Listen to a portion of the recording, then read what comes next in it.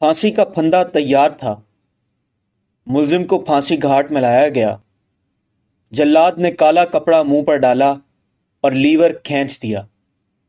ملزم میجر ارشد کچھ دیر تک رسے سے پھڑپڑاتا رہا اور کچھ دیر بعد سرد پڑ گیا۔ اپنی آنکھوں سے یہ منظر دیکھتی ہوئی ایک بڑھیا کی آنکھ سے آنسو نکل آئے۔ یہ آنسو دکھ کے آنسو نہیں تھے، بلکہ اپنے مقتول بیٹوں کے قاتل کی موت کی خوشی کے آنسو تھے۔ اور اس بڑھیا کو دنیا مائی جندو کے نام سے جانتی ہے۔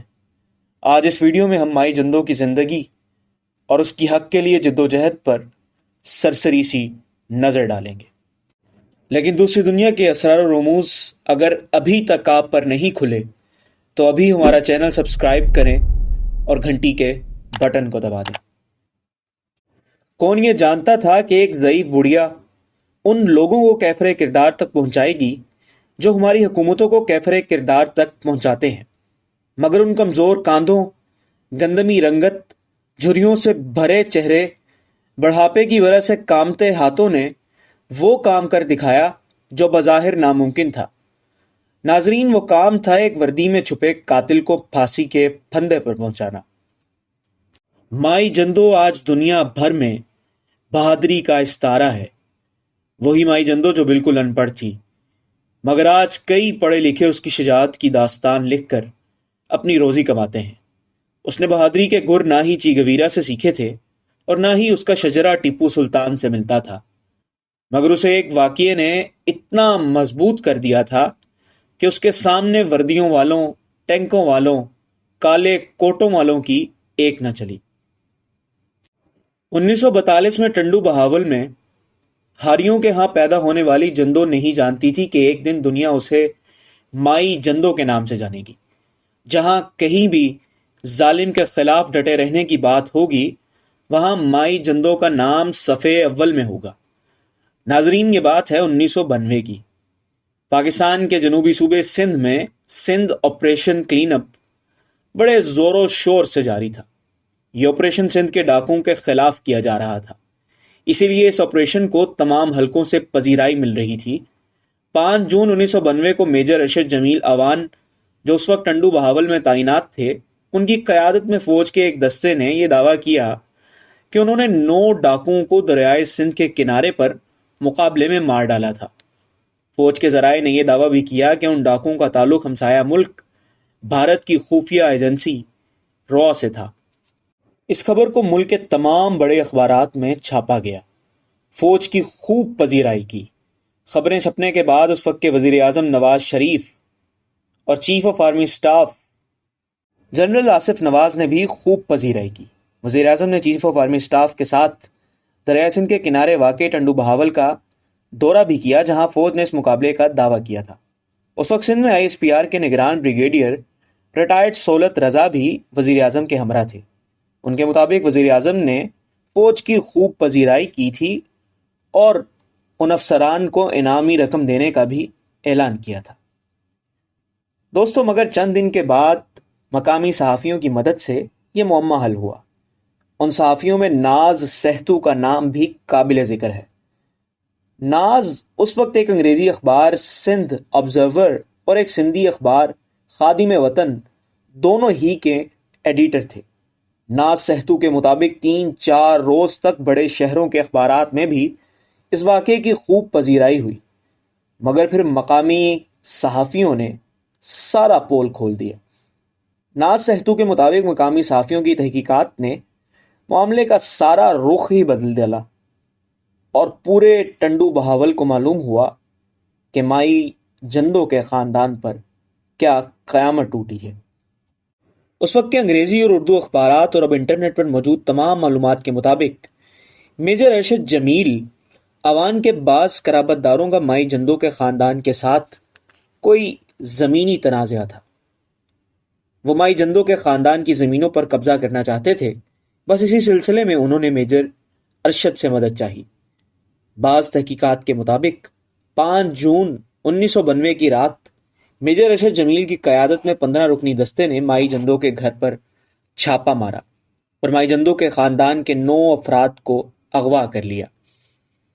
ان افراد میں مائی جندو کے 2 بیٹے بہادر اور منٹھار اور ایک داماد حاجی اکرم بھی شامل تھے۔ پھر میجر اور ان کا دستہ ان تمام اغوا شدہ افراد کو لے کر دریائے سندھ کے کنارے پہنچا اور ان تمام لوگوں کو قطار میں کھڑا کر کے گولیاں مار دی گئیں۔ ان تمام افراد کو ڈاکو قرار دیا گیا اور ان کے قتل کو ایک کارنامے کے طور پر پیش کیا گیا۔ ناز سہتو کے مطابق ان کے ایک نمائندے نے 5 جون کی رات ان کو یہ خبر دی کہ خفیہ ایجنسی کے کچھ افسران ٹنڈو بہاول کے کچھ نوجوانوں کو کہیں لے گئے ہیں۔ دوسرے دن قریبی دریائی علاقے کوٹھی سے خبر آئی کہ کچھ لاشیں ہسپتال لائی گئی ہیں۔ تمام لاشوں کی محض تصاویر دستیاب تھیں، جبکہ حراست کی کوئی تفصیل موجود نہ تھی، اور ناز سمیت تمام صحافی ہی باقی معاملات سے بے خبر تھے۔ ناظرین، غرض یہ ہے کہ اخبارات میں لاشوں کی تصاویر بغیر کسی تفصیل کے شائع ہوئی، اور ناز سہتو سمیت دوسرے صحافیوں نے حراست کی تفصیل کے لیے ٹنڈو بہاول کا رخ کیا۔ ناز سہتو کے مطابق ٹنڈو بہاول کے سہمے ہوئے لوگ اس واقعے پر کوئی بات بھی کرنے کو تیار نہ تھے، لیکن جب انہیں دریا کنارے سے ملنے والی لاشوں کی تصاویر دکھائی گئیں تو انہیں پہچان کر وہ رونے اور بین کرنے لگے، اور پھر عوام کو معلوم ہوا کہ دراصل ہوا کیا ہے اور کیسے فوج نے مائی جندو کے خاندان کے افراد کو ڈاکو قرار دے کر جعلی مقابلے میں مار دیا ہے، اور پورے ٹنڈو بہاول کی آنکھیں اشکبار ہو گئیں۔ پہلے حقائق کے مقامی اخبارات اور پھر عالمی ذرائع ابلاغ میں چھپنے کی وجہ سے پوری دنیا میں یہ خبر آگ کی طرح پھیلی۔ اس واقعے کو سانحہ ٹنڈو بہاول کا نام دیا گیا۔ اس سانحے کا اعتراف وزیر اعظم نواز شریف اور جنرل آصف نواز کو اعلانیہ طور پر کرنا پڑا۔ آخرکار اس واقعے کی شرمندگی کی وجہ سے فوج کی اعلیٰ قیادت کے خلاف کارروائی کا فیصلہ ہوا۔ بریگیڈیئر ریٹائرڈ سہولت رضا کے مطابق جی او سی حیدرآباد میجر جنرل سلیم الحق اور ان کے نائب بریگیڈیئروں کو عہدے سے ہٹا دیا گیا۔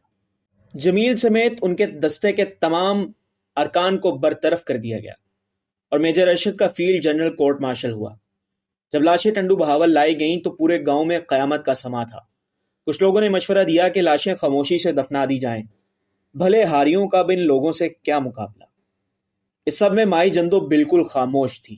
کسی نے مائی جندو کو رونے کا کہا تو اس کی ممتا نے جوش مارا، اور اس نے وحشت ناک نظروں سے اسے دیکھتے ہوئے کہا کہ بس اب مائی جندو ایک ہی بار روئے گی، جب اپنے بیٹوں کے قاتلوں کو پھانسی کے پھندے پر لٹکتا دیکھے گی۔ سامعین، پھر وہی ہوا جو ہمارے ملک میں ہمیشہ سے ہی ہوا ہے، مقتول کو خریدنے کی کوشش۔ سمجھوتے کے طور پر مائی جندو کے خاندان کو زمین کی پیشکش کی گئی، مگر انہوں نے حصول انصاف کو ترجیح دی۔ مگر اسے کیا معلوم تھا کہ اس ملک میں انصاف کی فراہمی اتنی آسان نہیں۔ جرم ثابت ہونے پر میجر ارشد کو سزائے موت تو سنا دی گئی، مگر سزا پر عمل درآمد تاخیر کا شکار رہا۔ مقدمہ فوجی اور دیگر عدالتوں میں لٹکتا رہا۔ مائی جندو اور اس کا خاندان انصاف کا متلاشی رہا۔ 4 برس تک یہی سب چلتا رہا۔ عدالتیں مائی جندو کے خاندان کا صبر آزماتی رہیں۔ ہمارے نظام عدل کو شاید انصاف فراہم کرنے کے لیے 2 جانوں کا نذرانہ اور مقصود تھا، اور پھر اس ملک کی تاریخ میں وہ واقعہ وقوع پذیر ہوا جس کا تصور کر کے ہی روح کانپ جاتی ہے۔ ستمبر 1996 میں مائی جندو کی 2 بیٹیوں حاکم زادی اور زیب النساء نے یہ اعلان کیا کہ اگر ان کے بھائیوں اور ان کے شوہر کے قاتلین کی سزاؤں پر عمل درآمد میں مزید تاخیر کی گئی تو وہ حیدرآباد کی عدالت میں خود کو آگ لگا لیں گے۔ 11 ستمبر 1996 کو مائی جندو کی دونوں بیٹیوں نے اپنی دھمکی پوری کر ڈالی۔ دونوں نے حیدرآباد کی عدالت کے باہر خود سوزی کر دی۔ شدید جھلس جانے کی وجہ سے دونوں ہی جاں بحق ہو گئے۔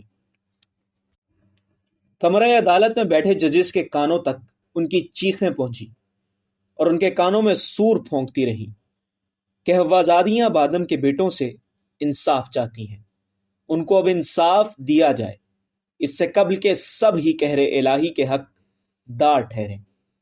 ان 2 جانوں کے نقصان نے پورے ملک کو جھنجھوڑ کے رکھ دیا۔ لوگوں میں عدلیہ، فوج اور حکومت کے خلاف کافی غم و غصہ دکھائی دینے لگا۔ حکام بالا بھی اب اس سے اپنے ہاتھ صاف کرنا چاہتی تھی۔ میجر ارشد کے بھائی نے پہلے چیف آف آرمی سٹاف کو رحم کی اپیل کی جو رد کر دی گئی۔ اگلی اپیل صدر پاکستان کو کی گئی، وہ بھی مسترد کر دی گئی۔ آخرکار 28 اکتوبر 1996 کو مائی جندو کو حیدرآباد جیل بلایا گیا۔ اس کی موجودگی میں میجر کو پھانسی لگائی گئی۔ جیسے ہی میجر کا جسم ٹھنڈا پڑا، مائی جندو کی آنکھوں سے آنسو نکلے اور اس کے چہرے کی جھریوں نے انہیں سمیٹ لیا۔